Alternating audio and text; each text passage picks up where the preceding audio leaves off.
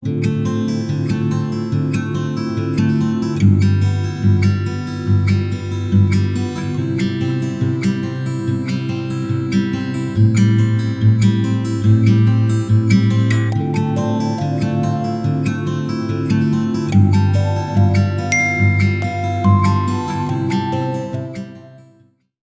मसीही भाई बहनों को यीशु के नाम में शालोम, प्रेज द लॉर्ड, जय मसीह की।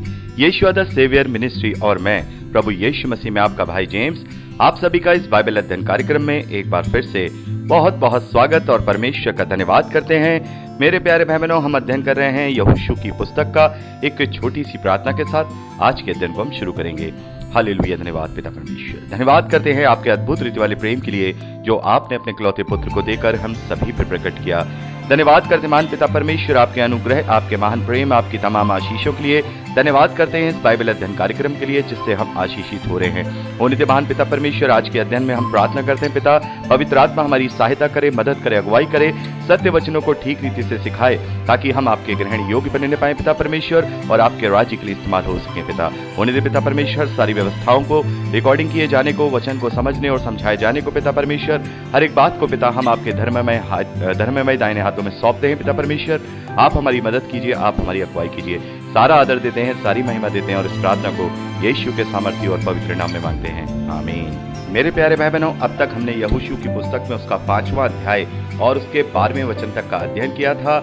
आज हम 13वें वचन से आगे का अध्ययन करेंगे। अब तक हमने यहोशू की पुस्तक में देखा कि मूसा के इस धरती पे जाने के बाद, यानी कि मृत्यु को प्राप्त होने के बाद, यहोशू को उसका उत्तराधिकारी जैसा परमेश्वर ने कहा था बनाया गया और जो इस्राएली थे अब वो यहोशू के नेतृत्व में ही आगे बढ़ रहे हैं। और हमने पढ़ा कि कैसे अद्भुत रीति से परमेश्वर ने यहोशू के नेतृत्व में इस्राएलियों को यरदन नदी से पार कराया। और ये वैसा ही था जैसे जब मूसा के समय में, जब वो मिस्र की गुलामी में से छूट रहे थे और वहां जब वो जंगल में उस लाल सागर के पास थे और उस लाल सागर के 2 टुकड़े परमेश्वर ने कर दिए थे, वैसे ही इसी तरह से परमेश्वर ने यहाँ उस प्रतिज्ञा के देश में एंटर जो कराया है वो भी इस तरीके से ही कराया है। मेरे प्यारे भाई बहनों, वहां पर भी वो एक आजादी को लेकर के उसमें से होकर के निकलते हैं और यहाँ पर भी उस प्रतिज्ञा के देश में जब एंट्री कर रहे हैं तो उसी प्रकार से वो लोग एंट्री करते हैं। तो यहाँ पर हम देखते हैं कि उसके बाद वहाँ जिन इजरायलियों का खतना नहीं हुआ होता है, क्योंकि वो जब जंगल के सफर में थे तो वहां पर उनका खतना नहीं हुआ था। तो 5वें अध्याय में हमने इसी बात को पढ़ा कि उनका खतना किया गया और वहां पर उन्होंने फसह को भी मनाया। अब यहाँ पर हम 13वें वचन से लेकर लास्ट 15वें वचन तक 5वें अध्याय में पढ़ते हैं कि यहोशू को एक तलवार लिया हुआ एक पुरुष दिखाई देता है। नंगी तलवार लिया हुआ एक पुरुष दिखाई देता है। यहाँ लिखा है, तब यहोशू यरीहो के पास था, तब उसने अपनी आंखें उठाई और क्या देखा कि हाथ में नंगी तलवार लिए हुए एक पुरुष सामने खड़ा है। और यहोशू ने उसके पास जाकर पूछा, क्या तू हमारी ओर का है या हमारे बैरियों की ओर का?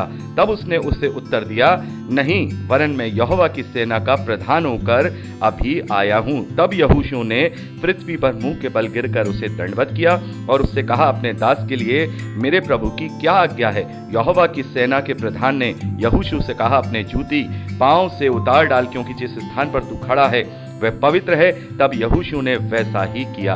तो मेरे प्यारे भाई बहनों, यहाँ पर हम क्या देखते हैं? यहाँ पर हम देखते हैं कि परमेश्वर ने अपने दूत को भेजकर यहोशू को अब ये इंडिकेशन दे दिया, ये आज्ञा दे दी कि अब प्रस्थान करो, अब समय है। क्योंकि यहाँ जो नंगी तलवार दिखाई गई है, क्योंकि अगर तलवार म्यान में है तो वो उस वक्त विश्राम करती है, लेकिन जैसे ही वो म्यान में से बाहर निकाली जाती है तो उसका मतलब ये होता है कि अब आक्रमण के लिए तैयार हैं।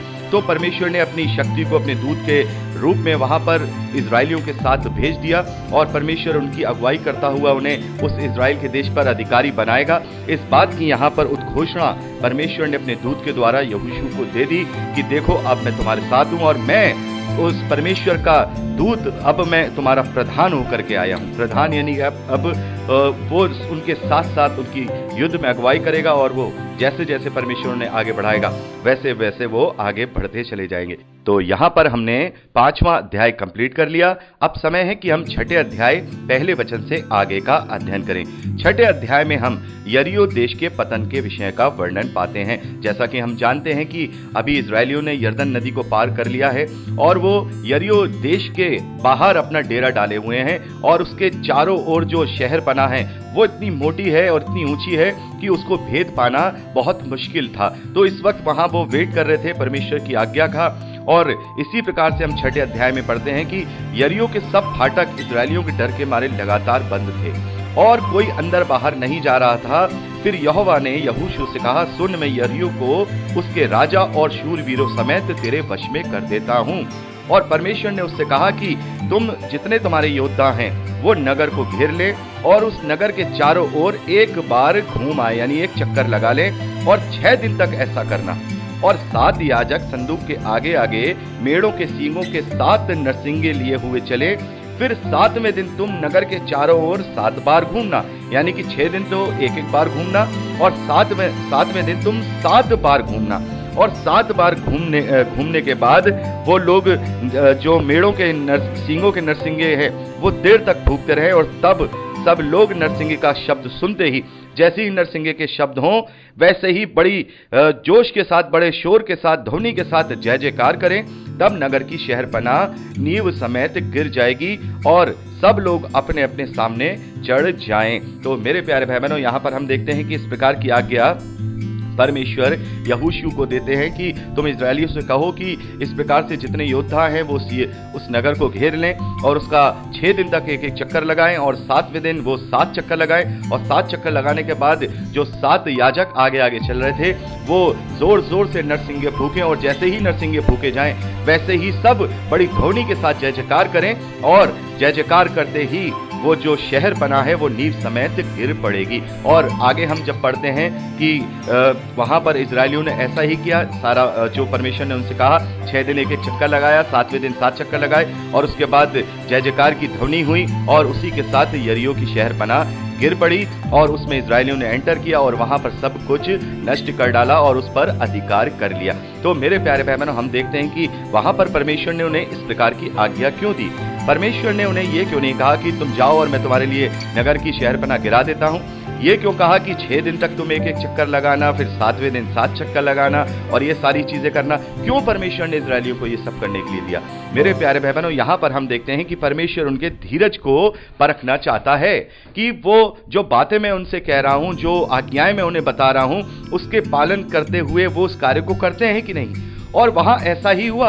इजरायलियों ने चुपचाप परमेश्वर की आज्ञा को, उसको अच्छे से समझ के वैसा ही पालन किया और जैसा जैसा परमेश्वर ने कहा वैसा वैसा उन्होंने किया और वहां पर अपने धीरज को वहां उन्होंने प्रकट किया। चाहते तो वही कहते कि भाई चक्कर लगाने से क्या हो जाएगा, जैसे कि पहले पीढ़ी के इजरायली थे।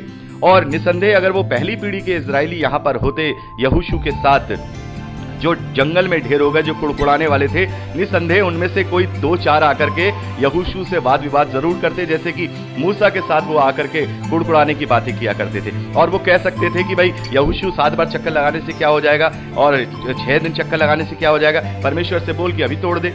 तो वो इस प्रकार के बेसब्रे लोग थे, इस प्रकार के वो हम कहेंगे बिल्कुल उनमें कोई धीरज नहीं था, कुड़कुड़ाने वाले लोग थे। लेकिन ये नई पीढ़ी के इजरायली जो हैं, जो नई पीढ़ी के इजरायली हैं, जिनकी गिनती दोबारा हुई, जो जंगल में जन्मे हैं और जो मिस्र में 18 साल की उम्र में कम थे, वो जब वहां से निकले तो ये नई पीढ़ी के इजरायली धीरजवंत थे और परमेश्वर की आज्ञा को बहुत अच्छे से मान करके उसको फॉलो करते हैं। और परमेश्वर ने यहाँ उन्हें परख लिया कि हाँ, ये वैसे नहीं है जैसे इनके बाप दादा थे, वैसे नहीं है ये, और ये बिल्कुल मेरी आज्ञा का पालन करने वाले हैं। और उन्होंने धीरज दिखाया और उन्होंने बिना इफ बट किए हुए उस शहर के 7 चक्कर लगाए और उसके बाद वो शहर पनाह टूट गई। मेरे प्यारे भाई बहनों, एक और बात यहाँ पर निकल के आती है और वो बात बड़ी ही इंपॉर्टेंट बात यह है कि यहाँ पर 7 दिन की बात की गई है। और कहीं से भी शुरू करें, अगर हम मान लीजिए अगर हम मंडे से इसको काउंट करना शुरू करें तो शब्द का दिन बीच में जरूर आता है। चाहे किसी भी तरीके से हम इस 7 दिनों को देखें, इन 7 दिनों में शब्द का दिन जरूर बीच में आता है। तो जैसा कि परमेश्वर ने उन्हें आज्ञा दी थी कि तुम शब्द के दिन आराम करना, तो परमेश्वर ने यहाँ पर ये क्यों नहीं कहा कि भाई शब्द का दिन छोड़ करके फिर 7वें दिन करना, या शब्द का दिन आए तो उस दिन मत करना। और बहुत सारे स्कॉलर्स का, बल्कि ज्यादातर स्कॉलर्स का मानना यह है कि ये जो 7वां दिन है असल में यही शब्द का दिन था। यही 7वां दिन जहां उन्होंने 7 चक्कर लगाए हैं और 7 चक्कर लगाने के बाद जय जयकार की जो घोषणा उन्होंने की है, नारे लगाए हैं और वो शहर पना गिरी है, वो शब्द का दिन था। और वो शब्द के दिन ही उस शहर पना को जो ढा गई थी उसमें वो एंटर करते हैं, यरीहो के देश में वो एंट्री करते हैं। वो शब्द का दिन था। मेरे प्यारे भाई बहनों, जैसा कि परमेश्वर ने आज्ञा दी है कि 6 दिन तुम काम करना और 7वें दिन विश्राम करना, क्योंकि यह विश्राम का दिन है। और जैसा हम इब्रानियों की पत्री में पढ़ते हैं कि लेखक कहते हैं कि वो विश्राम की जो प्रतिज्ञा है वो अभी तक पूरी नहीं हुई है। तो ये जो 7वें दिन का जो इन्हें विश्राम मिला है, इन्हें जो वहां अधिकार मिला है, तो इस बात को दर्शाता है कि 7वां दिन परमेश्वर ने विश्राम का ठहराया है और 7वें दिन ही वहां उन्होंने जाकर के वहां अधिकार जमा लिया है और उस देश के वो अधिकारी हो गए हैं। तो मेरे प्यारे भाई बहनों, जैसा कि हम पहले भी बात कर चुके हैं कि परमेश्वर का 7000 साल का प्लान यही है। ये 6000 साल अब लगभग पूरे हो चुके हैं और अब ये केवल अनुग्रह का पीरियड चल रहा है, ये ग्रेस का पीरियड चल रहा है। 6000 साल आदम से लेके अब तक पूरे हो चुके हैं। अब ये ग्रेस का पीरियड चल रहा है और ये अंत का समय चल रहा है।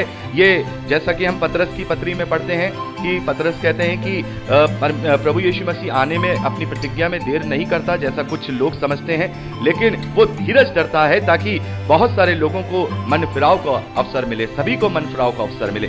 तो ये धीरज का समय चल रहा है। अब टाइम पूरा हो चुका है, उसके मास्टर प्लान का 6000 साल का टाइम पूरा हो चुका है, लेकिन अब ये ग्रेस पीरियड चल रहा है। ये ग्रेस पीरियड चल रहा है, जितना वो धीरज धर रहा है कि ज्यादा से ज्यादा लोग बच जाएं, ज्यादा से ज्यादा प्रभु में मेरे पास आ जाएं, लोग मेरे पीछे चलने लगे, वो उस अनंत विश्राम में प्रवेश करने पाए। क्योंकि अब जो 7वां 1000वां साल लगने वाला है वो मिलेनियम ईयर होगा, जिसे हम अच्छी तरह से जानते हैं। वो साल होगा जिसमें प्रभु यीशु मसीह इस धरती पर राज्य करेंगे। वो विश्राम का 1000वां साल होगा।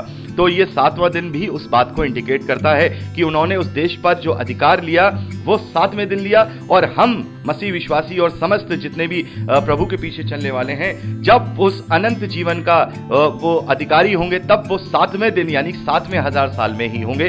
तो ये भी इंडिकेशन है। यहाँ पर परमेश्वर ने ये नहीं कहा कि भाई तुम सब्त का दिन छोड़ देना। यहाँ कहीं भी सब्त के दिन के विषय में कोई भी इंडिकेशन नहीं है। और निसंदेह ये 7वां दिन जो यरीहो की दीवार गिरी है, यरीहो की शहरपनाह गिरी है, ये शब्द का ही दिन था। और उन्होंने वहां पर इस प्रकार से सारा अपने अंडर में लेके वहां सब नष्ट कर दिया। और मेरे प्यारे भाई बहनों, यहाँ पर हम देखते हैं कि जो सोने चांदी की और बहुमूल्य चीजें थी उन्हें छोड़ बाकी सबको उन्होंने वहां पर नष्ट कर दिया, जलाकर पूरा वहां नष्ट कर दिया और वहां के लोगों को भी मार दिया।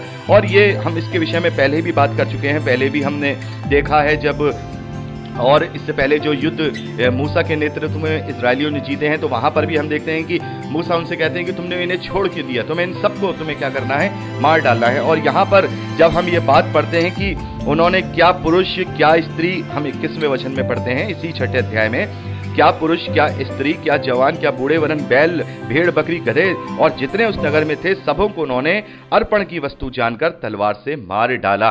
तो मेरे प्यारे भाई बहनों, इसके विषय में मैं आपको पहले भी बता चुका हूं। ये बातें, ये आज्ञा परमेश्वर ने वहां क्यों दी?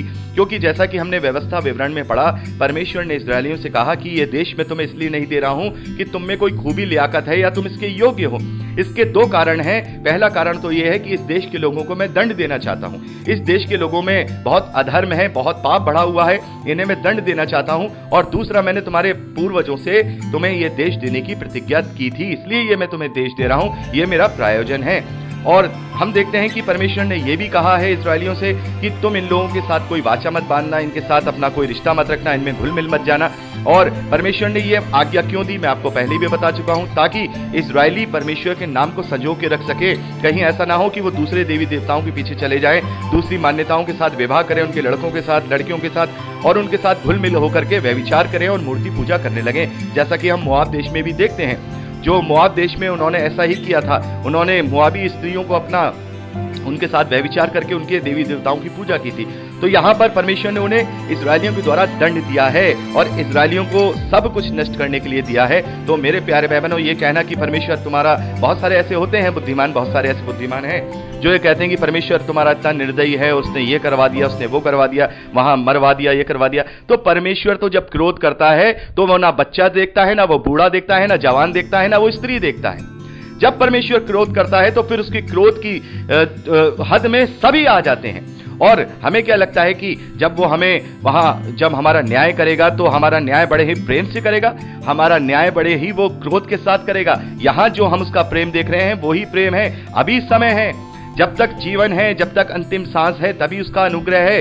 उसके बाद हमें कुछ भी नहीं मिलने वाला है। उसके बाद तो जो भी हमने इस धरती पर किया है उसी का हमको प्रतिफल मिलेगा। हमने विश्वास किया है तो हमें अनंत जीवन मिलेगा, हमने इनकार किया है तो हम दोषी ठहर चुके हैं, हमें वो गंधक की झील मिलेगी। परमेश्वर वहां पर कोई भी दया कृपा करने वाला नहीं है। तो ये परमेश्वर से ये कहा जाए कि परमेश्वर दया कृपा करने वाला है, उसने ऐसा क्यों कराया? तो परमेश्वर जिसको दंड देता है वो ये नहीं देखता फिर वो कौन है, फिर उसका क्रोध उस पर बहुत ही भयानक रीति से पड़ता है, चाहे वो कोई भी हो। और नूह के समय में हम देख सकते हैं परमेश्वर ने पूरी मानव जाति को वहां पर नष्ट कर दिया था, नूह और उसके घराने को छोड़कर। तो वहां पे सब होंगे, बूढ़े, बच्चे, जवान, औरतें, जानवर सब होंगे। तो परमेश्वर का क्रोध इसी प्रकार से जो है दिखाई देता है। तो हमें उसके क्रोध से बचना है। जैसे याकूब कहते हैं कि जीवते परमेश्वर के हाथों में पड़ना भयानक बात है। जितना वो प्रेमी परमेश्वर है ना, उतना ही वो क्रोधी परमेश्वर भी है। तो यहां पर हम देखते हैं इस प्रकार से यरीहो का पतन होता है और इजरायली यरीहो के देश पे अपने अधिकार जमा लेते हैं, उसको अपना बना लेते हैं। तो यहाँ हमने 6वां अध्याय भी कंप्लीट कर लिया है और आप इसे पर्सनली रूप से पढ़ लीजिएगा। हमें बहुत ज्यादा इसमें रीडिंग करनी होगी और अब रीडिंग के लिए थोड़ा समय आपको अपना एक्स्ट्रा में निकालना होगा, क्योंकि हमें इसकी साथ के साथ रीडिंग भी करते हुए चलना होगा। तो यहाँ हमने 6वां अध्याय कंप्लीट किया। अब 7वें अध्याय पहले वचन से आगे का अध्ययन अगली रिकॉर्डिंग में करेंगे। प्रभु आप सबको आशीष दे। Praise the lord. जय मसीह।